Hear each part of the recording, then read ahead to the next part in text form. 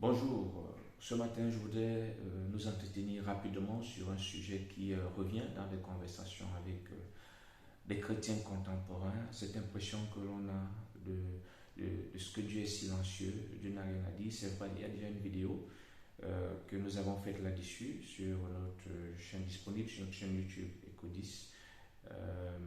Nous avons beaucoup parlé sur le silence du Seigneur, cet aspect qu'on ne voit pas. Mais aujourd'hui, je voudrais davantage attirer notre attention sur un fait. En fait, je me rappelle tout à l'heure encore, j'ai discuté avec quelqu'un qui estimait qu'il y a des gens qui veulent changer, mais Dieu ne les aide pas, ainsi de suite. Dieu reste insensible aux efforts. Et là, je dis tout de suite non, non, non. Vous êtes certainement nombreux à penser ainsi. Dieu ne peut pas rejeter ceux qui veulent changer. Le problème, Dieu est très attentif, Dieu est même parfois très réactif, Dieu est même parfois très prompt, mais c'est nous qui ne prêtons pas assez attention.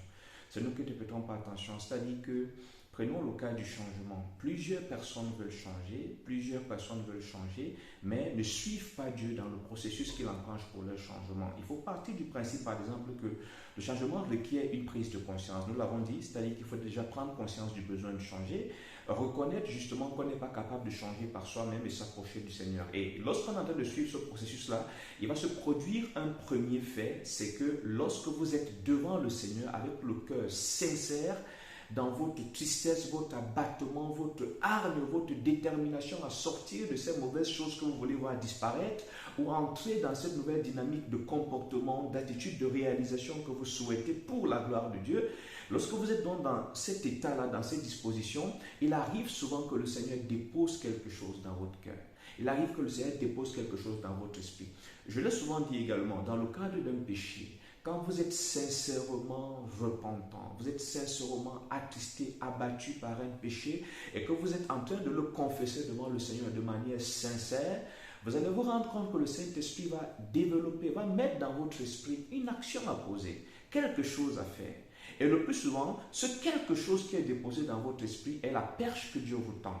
L'action que vous devez poser qui va matérialiser le changement. Et plusieurs justement butent à ce niveau. Et vous allez vous rendre compte que les choses qui nous font généralement louper justement cette visitation de Dieu, c'est tantôt l'orgueil, tantôt l'incrédulité, tantôt la peur des hommes, tantôt le désir de paraître, beaucoup de choses. Donc, Dieu écoute nos prières, mais le plus souvent, c'est nous qui ne prêtons pas attention, comme le dit Job. Et parfois, même quand nous avons prêté attention, nous préférons laisser la chair, parce que le premier adversaire à la matérialisation des solutions que le Seigneur nous inspire, c'est la chair. La chair à travers tout ce qui n'est pas encore crucifié en nous, à travers l'orgueil, à travers l'hypocrisie, à travers le désir de paraître, à travers la honte, à travers la timidité. Ce sont véritablement ces choses qui plombent. Et vous allez vous rendre compte que, vous allez vous dire, ça fait 3 ans que j'ai prié le Seigneur, rien n'a changé. C'est parce que parfois, vous voulez que le Seigneur vienne faire ce que vous avez à faire. L'une des choses que vous avez faites, c'est que quand vous avez crié à Dieu, Dieu a entendu. Et quand Dieu a entendu, Dieu vous a montré la voie. À vous maintenant de suivre cette voie. Il y a une part considérable qui vous incombe. Et ça va nécessiter de la foi, ça va nécessiter du courage, ça va nécessiter de l'assurance, mais il y a une part qui vous incombe. Et tant que vous ne l'avez pas faite, le résultat ne sera pas là. Les gens autour de vous vont dire, voilà, Dieu l'a abandonné dans ses problèmes.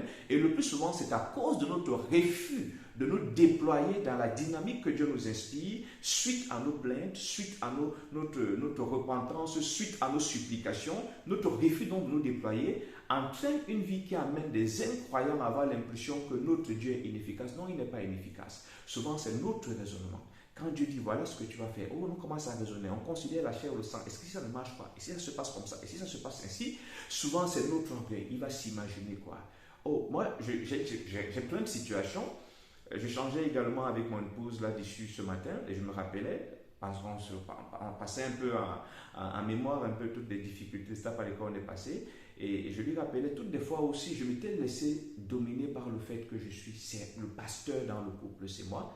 Et que je n'avais pas cédé à cette inspiration que le Saint-Esprit me donnait pour un problème pour lequel j'étais en train de prier, que ce soit au niveau des finances, que ce soit au niveau de ceci. Si je n'avais pas cédé, il y a des changements que nous n'aurions pas eu. Si j'avais laissé mon statut de pasteur, c'est moi le chef, c'est moi l'homme. On a souvent beaucoup de choses comme ça qui constituent un obstacle. On a souvent beaucoup de choses qui nous empêchent en réalité de sortir de la prison pour laquelle nous sommes en train de crier au Seigneur. puisse ces quelques minutes aider chacun à s'examiner et à comprendre qu'en réalité, le changement, c'est souvent nous qui le bloquons. Shalom, shalom.